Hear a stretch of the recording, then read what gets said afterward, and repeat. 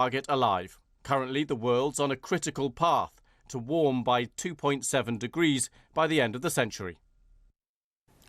Well, to discuss this further, I'm joined from Washington by Durwood Zaelke, President of the Institute for Governance and Sustainable Development. Thanks so much for coming on the programme. Glad to be here. So, this focus on methane, how significant do you think it could be? Well, it's the single biggest and fastest, and as you point out, also cheapest way to slow down warming in the near term. It's really important to make a distinction between the long-term goals of net zero 2050. It's 30 years away. We need to bend the warming curve this decade, and we need to do it very, very quickly to slow down the self-reinforcing feedbacks that are about to push the climate system beyond human control. Okay, well, given that significance in the relatively shorter term then, how do you go about cutting methane?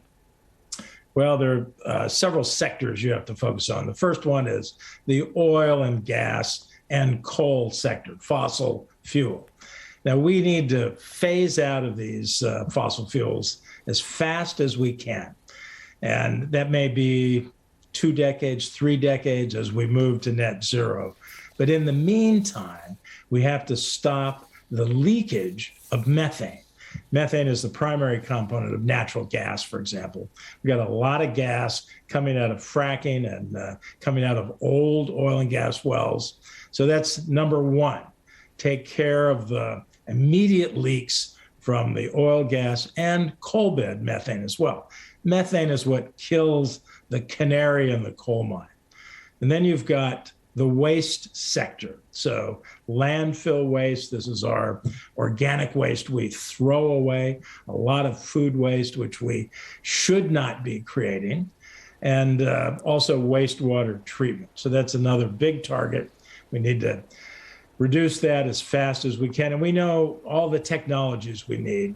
And then finally, and a little trickier, is methane from the agricultural sector. So manure lagoons are a big source of methane.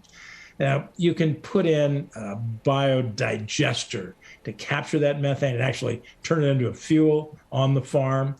And you can also change the feed for the ruminants, for cattle, for sheep, and lower their enteric emissions as well. Okay, I hadn't heard of that little trick before. That's interesting. Going back to things like the oil and gas, though, surely that's where there's potential for opposition or at least slow movement here. That's some of the challenge. Well, yes, but if the oil and gas and the coal is on its way out. I think we can move away from coal. But oil and gas business will not survive and keep their social license if they don't immediately cut methane as we transition them to clean energy businesses or shut them down completely. I mean, they will be themselves a huge stranded asset. Okay, finally, just given the normal focus on CO2 emissions, that dominates the conversation, how confident are you that we will make the significant reductions that we need in the short term to really make a difference? Well, I'm confident, but both because we have to do it and because we know how to do it. So the European Union and the U.S. have put together the Global Methane Pledge.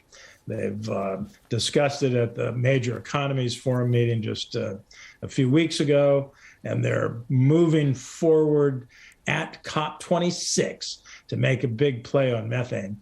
And this is a critical step along the way to a global methane agreement that should be modeled after the Montreal Protocol, the treaty that has protected stratospheric ozone and done more for climate than any other treaty.